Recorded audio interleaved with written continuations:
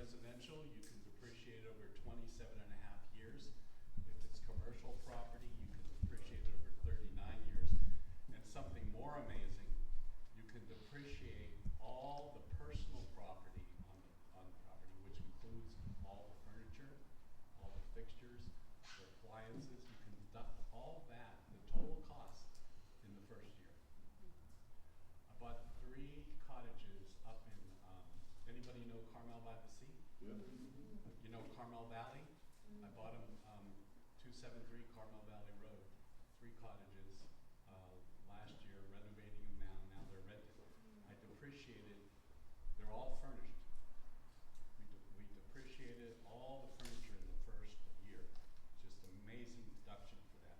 Number 2, you can roll over your profits in a 1031 exchange. Write that down, 1031.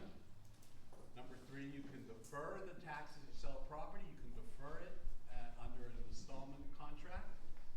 And number 4, there are special tax credits for certain locations. Write down opportunities